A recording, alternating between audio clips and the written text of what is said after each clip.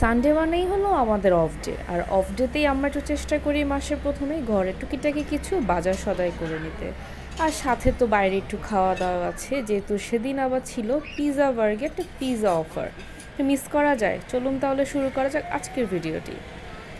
আসসালামু আলাইকুম এভরিওয়ান, সবাইকে স্বাগতম জানাচ্ছি আমার নতুন আরও একটি ব্লগে।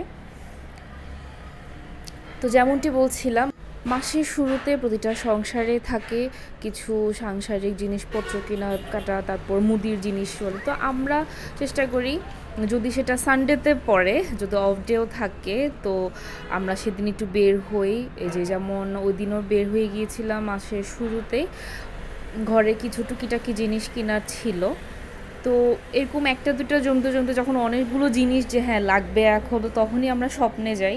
সেখানে অনেক কিছু মানে খুব হাতের নাগালে পেয়ে যায়, প্লাস হচ্ছে কিছু বাই ওয়ান গেট ওয়ান থাকে, যেটা আমাদের জন্য অনেক বেশি সুবিধা হয়। তো যাই হোক, এভাবেই একটা কেনাকাটার জন্য আমরা সেদিন চলে যাই। তার আমার মেয়ে তো এখানে চকলেট দেখলে সে পাগল। এখানে এত হিউজ কালেকশান ছিল চকলেটে যে সে কোনটা রেখে কোনটা নেবে, অর্ধেক মানে ট্রলিটা সেই ফুল করে ফেলেছে। তো এদিকে ঘুরে ঘুরে অনেকক্ষণ খোঁজার পর ঘরের সদাইগুলো কিনে নিয়েছি, বাস এখন প্যাকিং করে ফেলা। এরপর আমরা চলে যাই সেদিন একটু খাওয়া দাওয়ার জন্য। একটু শপিং করা শেষ, এখন হচ্ছে খেতে যাব। আবার আরেকদিন হচ্ছে সেদিন সানডে উপলক্ষে বা পিৎজা বার্গে বাই ওয়ান গেট ওয়ান ছিল ফ্যামিলি সাইজটি। তো যাই হোক, আমরা সেটা উপভোগ করার জন্য চলে যাই পিৎজা বার্গ। অবশ্যই এটা এখন প্রত্যেক সানডেতেই করেছে ওরা, প্রত্যেক সানডেতে বাই ওয়ান গেট ওয়ান থাকে, ফ্যামিলি সাইজ যেটা ওইটা। তো ফার্স্টে মনে হচ্ছিল যে এত বড় পিৎজা এটা খেতে পারবো কি না। আবার এদিকে পেটে ক্ষুধাও ছিল অনেক, ভাবলাম যে না, মনে পিৎজা এটা শর্ট পড়ে যাবে, হবে না, মানে এত ক্ষুধা ছিল।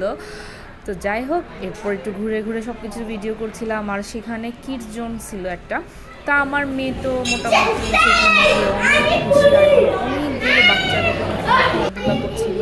তো সেও ওদের সাথে খুব এনজয় করছিল। কিছু সময় সে একা খেলেছে এবং কিছুক্ষণের জন্য সে আমাকে ডেকে নিয়েছিল ওদের সাথে খেলা করবে। আসলে একটা বাচ্চা দেখলে আরেকজনেরও খেলার একটু আগ্রহ জেগে যায়, ঠিক তেমনটি এতগুলো বাচ্চাকে দেখে সেও খুব মজা পাচ্ছিল। ওয়েট করার শেষ, এরপর আমাদের পিৎজা চলে আসে, গরম গরম পিৎজা। এত গরম ছিল আর মোটামুটি এত ক্ষুধা ছিল, তো দেখে মনে হচ্ছিল যে না এটা হবে না, আর একটা লাগবে, মানে এমন একটা ভাব। কিন্তু লাস্ট পর্যন্ত আর পিৎজাটা শেষ করা হয়নি আমাদের, মানে এত বড় পিৎজা ছিল। এদিকে আমার মেয়েও অনেক এক্সাইটেড ছিল পিৎজা দেখে, গরম গরম একটু চিজি।